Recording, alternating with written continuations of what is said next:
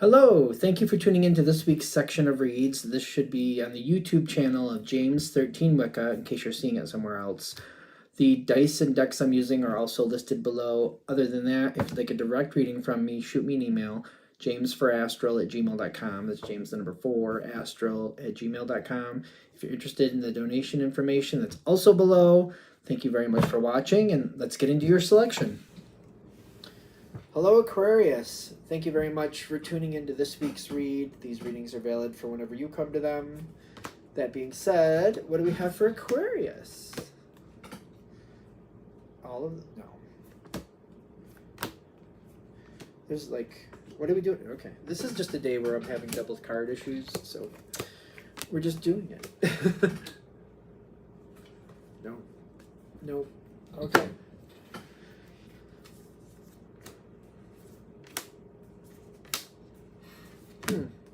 This is going to have an interesting ending, that's for sure. So,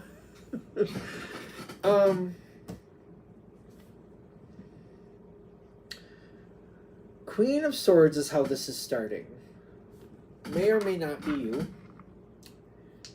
Could be a situation that's kind of matching or was matching your energy in the beginning.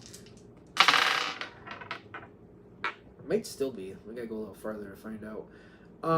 Something was not working. I feel like this is one of those things where it's almost like an old car that was getting you where you needed to go, but you're like, every time you made it to a destination, you're like, whew. That's how this situation was running. It's kind of like, okay, it's working. We're technically getting there, but like, I don't know how much longer we're going to get away with this. That's how this started. And I feel like that immediately was unacceptable to you, as it should. And you're like, all right, let me think about this. What do I know about this vehicle? Do we have the money to get it fixed, to have it looked at? Like, what's going on? Like, what is the deal?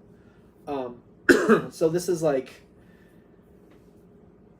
I'm trying to remember. I don't remember the exact, I'm not the best with cars. I have a couple siblings that know about cars. I want to say I had to use dry gas on my car and change some spark plugs, and then things started going better, but then I kept thinking to myself, well, why did it happen to begin with? So I feel like the reason I'm giving that analogy is kind of like, all right, I'm finding things and it's going better, but I'm not completely confident that it's going to be perfect, but I feel like I have to keep my eye on it. And when possible, I kind of just try to check what I can find. In today's world, we can go online and kind of find other people's ideas about what you should check and what you shouldn't check and what you should be afraid of and what you shouldn't be afraid of. Careful with things, of course. But you got involved in this situation. Naturally, you used your intellect to try to figure out what needed to happen next. The situation has become more stable, but also you're very... well, this is the word I'm getting with the Emperor, demanding with the situation, but it's necessary. So you may be very demanding with it, but it's kind of like, yeah, or what? We go back to what it was? No. So, so if that's what the situation calls for, maybe you're demanding, but because it's necessary, because how it was is unacceptable. By you being demanding, it is actually keeping it more dependable, and it's staying the line the way it should. It could be kind of like, all right, not everybody can use the car now, and you have to ask me first. I'm keeping the keys where I am, and then there's only certain things allowed in there. I have to check this. This has to be checked. You've got to make sure that we don't run the car too fast. Like, we don't be, it's almost like, maybe it should be able to go 60 miles an hour, but when we go above 40, we start to have issues. So keep it below 30 and below. I know people don't like that, but it's more dependable that way. And if I have to, I'll drive you myself to make sure you don't go over 30. That way we don't have to worry about that. It's not comfortable. It's not enjoyable. But I feel like people are kind of giving you pushback on things at the moment, but it's kind of like, yeah, but this is what's keeping it working. This is what's keeping it stable. This is what's making sense right now. I feel like this happens to Aquarius, and if I'm wrong, I'm wrong. I'm sure you guys will tell me in the comments, but you guys push for things to be done in a way that actually makes sense, and other people don't get it, and then they give you a hard time, and they call you controlling or whatever. but it's kind of like I'm not trying to control it because I want to like dictate what color and what shape this needs to be. I'm dictating it because the situation is going to possibly fail if I don't. We don't need those problems. I'm not doing it for no reason. I'm doing it because we need this to be sustainable. We need this to be stable. I don't know why I'm yelling at you guys, but you know what I mean. I feel like you're getting the bad rap if this is how this is going, because it's not fair. It's like you're not trying to control the situation because you're just like, well, it's Tuesday, why not? You're trying to control the situation because you need it to keep working.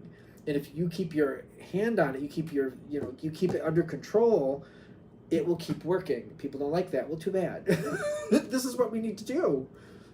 It's not for no reason. Like, I feel like this is one of those times where people are like, oh, you're being a control freak. No, I'm being a person who makes sure the situation keeps working, that we all make it where we need to go, that the situation is more dependable. I don't know. Am I splitting hairs? I don't think so. There's a difference between, like, I just want to control people versus I'm controlling the situation so it thrives.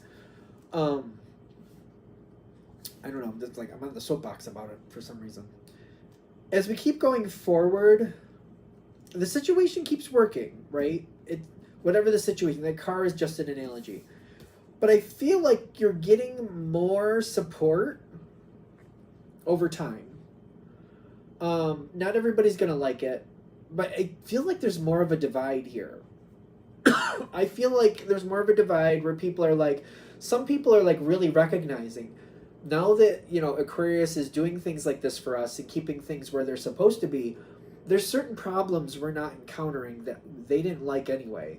And they're starting to notice that. Like, we had to deal with this issue and that issue and the other issue, and I hated dealing with those problems. Since Aquarius has been doing this, yeah, I understand that that's not comfortable what they're doing, but we don't have to deal with these problems that we had before. Those problems were a lot worse than what's going on right now. Actually, I think what Aquarius is doing for us is helping a lot. You might be dealing with a Libra in this. Libra might be helping you. This is not the card for Libra. The Justice card actually is. But I keep getting, you might have somebody kind of like highlighting it to other people. Like, hey, since Aquarius is involved with this now, it doesn't have to be a literal Libra, but somebody with those tendencies they're kind of pointing out like all the benefits that you're doing for the situation, how the situation is going better, how certain problems aren't happening now. The way I was just explaining that was just kind of how a Libra would work. So you might be dealing with a Libra in this situation or somebody with those qualities. Certain people aren't going to like that anyway. They're just not going to see it that way. And I feel like they're going to give this person who's trying to smooth it over a hard time. And then there's going to be people who like what's going on and they're going to be okay with it because they're going to notice that and be like, yeah, you know what, you're right. Since Aquarius has stepped forward and done this and put up these boundaries, there's certain problems we don't have anymore that I couldn't stand. It's uncomfortable. Uncomfortable is better than devastating. I'd rather be uncomfortable than devastated. It's kind of like I'd rather walk on stage in an itchy suit than walk on stage naked. I'm just saying. I'd rather walk on stage in an itchy suit and uncomfortable than walk out there with, you know, and there's a big nasty stain on my pants or something. I'm just saying, if there's a choice, I'll take the itchy suit over the complete like embarrassment. I'll take it. And I feel like people are recognizing that. So there's some ideas at that point for you. Ideas, possibilities, suggestions. You could just keep yourself over to the side and just let it be what it be. This isn't going to really serve you in the long run. This is one of those situations where you're going to notice it's kind of going more to your favor for a while and be like, well, I guess that's okay. It may not stay there, though. This is you staying out of it more and just letting other people take care of it. I don't know if that's going to work long term. The Moon card is saying maybe. Also, maybe not. You can play Russian roulette with it if you want. It's your business. You have another option. All three of these cards at once. When you notice people are talking to your benefit, try to stabilize that and reinforce that a little bit, but make sure there's a boundary to that. Don't get too involved, but get a little bit involved. Stabilize what they know, like highlight and restabilize, reinforce what everybody's enjoying, Certain problems we don't have to deal with anymore. Okay, keep me in loop. Things that people don't like dealing with, that are happy they don't have to deal with anymore, keep me in the loop in that. I'll make sure we'll keep that up as long as I can. And then it's like every now and then, if there's a new benefit that you're able to offer in this situation, highlight that. Be careful how deep you get in, just like a little closer to highlight and keep a little bit more. It feels more like eavesdropping a little bit. It's kind of like when you hear or feel like somebody's talking to your favor, maybe warm up to that energy a little bit more and make sure you stay in contact with that energy a little bit more. So you can get like a heads up of how people are really feeling.